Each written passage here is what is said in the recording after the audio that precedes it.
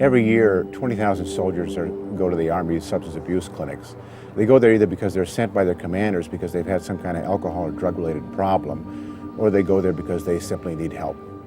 At the clinics, they get screened and assessed to find out whether they have any kind of drug or alcohol-related problems. Psychologist Wanda Keir, who just retired as the Director of Clinical Services for that Army program, talks about what that program has to accomplish.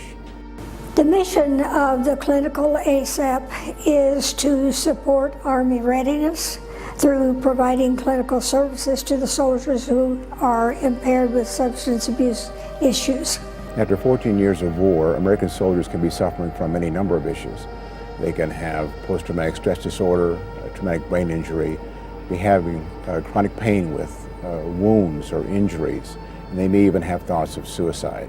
A nexus for these problems can be the abuse of alcohol or pain medication.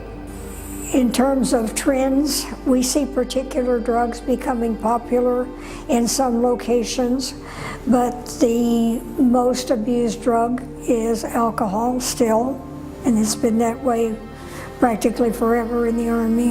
In 2010, the Army shifted its program for treatment of soldiers from the Surgeon General's office to the Installation Management Command, the people who run garrisons.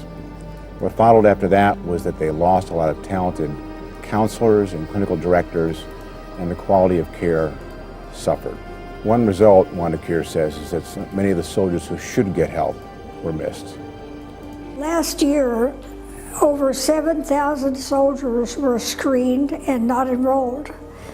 That is considerably larger than the number of soldiers in a brigade combat team. So it really is an issue of concern.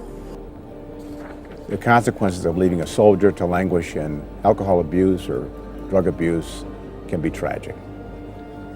Some of the soldiers that were screened and not enrolled have gone on to commit acts of violence and sometimes have killed themselves after that as well. So while we can't say that we could have saved folks, we can say that we need to do a better job of treating them.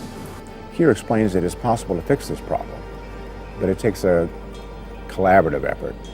It takes integrated services to help soldiers that can have a group of problems all happening at one time. A lot of collaboration is required in treating substance abuse because many times there are numerous health factors that have to be addressed, and the soldier has to be treated as a whole person and not just treating one part at one place and not even talking to other providers.